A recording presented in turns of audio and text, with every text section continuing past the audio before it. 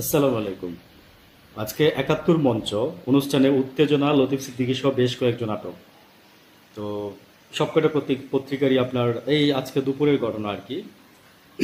তো ঘটনাস্থলে উপস্থিত থাকা এসআই রশিদ জানান, পরিস্থিতি সামাল দিতে তাদের থানায় নেওয়া হয়েছে ঊর্ধ্বতন ব্যক্তিদের কর্মকর্তাদের সিদ্ধান্তে। ঘটনাটা যেটা করছে সেটা হচ্ছে আজকে মুক্তিযুদ্ধের প্রথম প্ল্যাটফর্ম মঞ্চ ৭১ আয়োজিত অনুষ্ঠানে ঘিরে ব্যাপক উত্তেজনা তৈরি হয়। পরিস্থিতি সামাল দিতে সাবেক মন্ত্রী লতিফ সিদ্দিকী বেশ কয়েকজন সহ আটক করা হয়। পুলিশ ১০-১৫ জনকে আটক করে নিয়ে যায়। বৃহস্পতিবার আজকে দুপুর ১২টায় ঢাকা রিপোর্টার্স ইনস্টিটিউটে এই ঘটনা ঘটে। ঢাকা মহানগর গোয়েন্দা পুলিশ, ডিএমপি, উপকুমার পরিষেবা, ডিএমপি অ্যাটসেট্রা অ্যাটসেট্রা ঘটনাস্থলে উপস্থিত থাকা শাহবাগ থানার এসআই।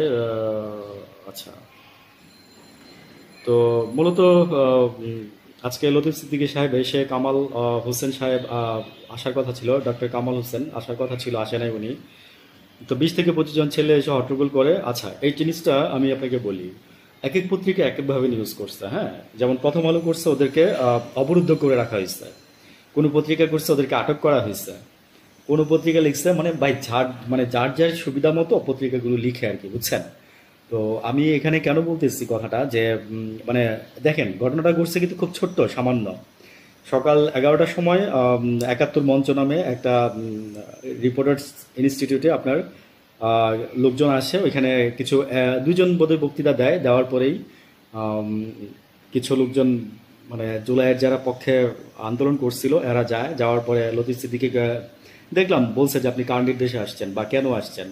তো লতিফ সিদ্দিকী বলতেছে যে আমি জানি না, আমাকে এখানে দাওয়াত করা হয়েছে তাই আমি আসছি। তো আপনাদের তো বয়স হয়েছে মুরব্বী, তাই না? তো আপনারা জানবেন না, না জেনে চলে যাবেন একটা জায়গায়, ঠিক না? মানে এটা কেমন লাগে না নেরেটিভটা? তো আমি কিন্তু বলছি যে এই জেনারেশনকে কোনো নেরেটিভ দিয়ে বুঝাইতে পারবেন না।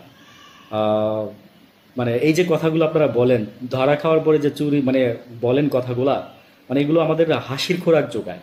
সারাদিন পরে এগুলো হাসির খোরাক যোগায়, বুঝছেন? মানুষ আপনাদের নিয়ে হাসি, আপনাদের লজ্জাও করে না।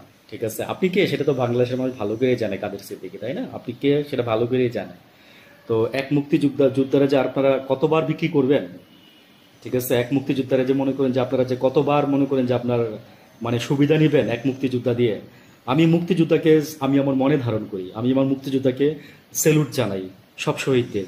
আমি আমার মুক্তিযোদ্ধাকে ভালোবাসি। ঠিক আছে, মুক্তিযুদ্ধ হচ্ছে আমাদের শিকড়। আর এই আর এটা হচ্ছে আমাদের মুক্তি। চুলাই হচ্ছে আমাদের মুক্তি। ঠিক আছে। তো কাদের সিদ্দিকী সাহেব, আপনারা এখনো বুঝতে পারতেছেন না যে দেশটা কোথায় দাঁড়ায় আছে। আর নেগেটিভ দাঁড় করেন না, মিথ্যা কথাও বলেন আবার আপনারা। ফজলু সাহেবের মতো মিথ্যা কথা বলেন, ঘৃণা লাগে।